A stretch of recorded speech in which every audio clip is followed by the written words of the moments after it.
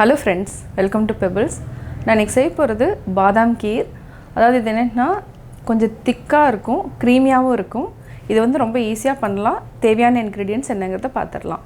பாதாம் அரை கப் எடுத்துர்க்கேன். இது வந்து ஹாட் வாட்டர்ல சோக் பண்ணிருக்கேன். ஹாட் வாட்டர்ல சோக் பண்ணீங்கனா ஈஸியா வந்து இந்த பாதாம் பருப்பு எடுத்துக்கலாம். அதே மாதிரி 5 மணி நேரம் நான் ஊற வச்சிட்டனா இத வந்து உரிக்கிறது வந்து ரொம்ப கஷ்டமா இருக்கும். ஹாட் வாட்டர்லயே சோக் பண்ணி வெச்சுக்கோங்க.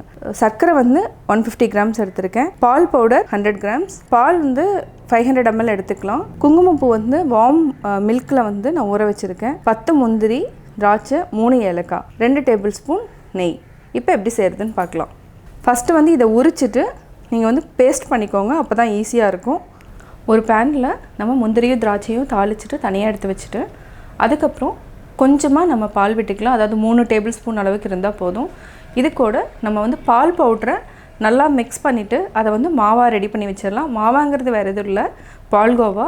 இத வந்து நம்ம கொஞ்சம் ரெடி பண்ணி தனியா எடுத்து வச்சுக்கலாம். ஃபர்ஸ்ட் நம்ம கடாய் வச்சுக்கலாம். 1 டேபிள்ஸ்பூன் அளவுக்கு நெய் விட்டுக்கலாம். நெய் நல்லா உருகியாச்சு.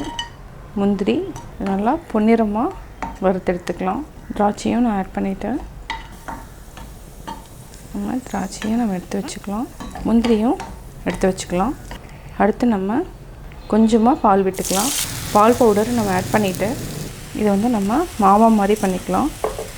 இது கூட நம்ம தண்ணி விட்டுக்கலாம் கொஞ்சமா. இது வந்து ஒரு அரை டம்ளர் நம்ம தண்ணி விட்டுருக்கோம்.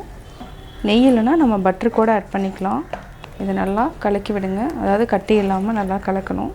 பால் பவுடர்ல இருந்து கட்டி எல்லாம் நம்ம நல்லா கரைச்சிட்டோம். இத நல்லா mix பண்ணிட்டே வாங்க. நல்லா திக் ஆனதுக்கு அப்புறம் நம்ம வந்து உதிரியா பண்ணிக்கலாம்.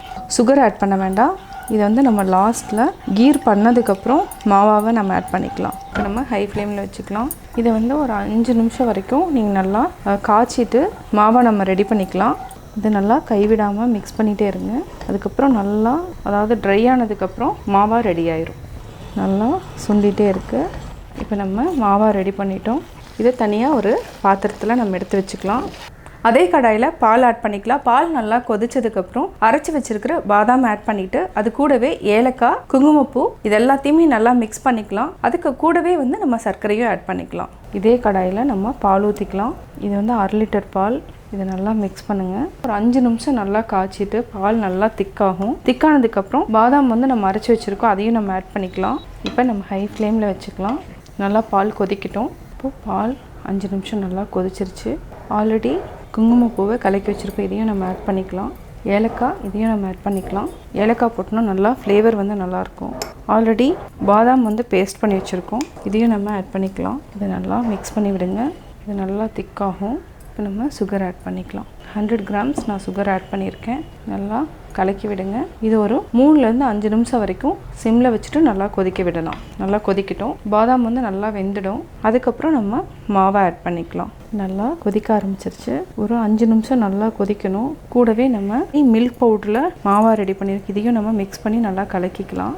இதனோட டேஸ்ட்டும் கீர்னோட டேஸ்ட்டும் நல்லா இருக்கும். குழந்தைங்க எல்லாரும் விரும்பி சாப்பிடுற மாதிரி இருக்கும். இது வந்து குழந்தைகளோட பிறந்த நாள், நியூ இயர் இந்த மாதிரி விசேஷங்களுக்கு சிம்பிளா செஞ்சுக்கலாம்.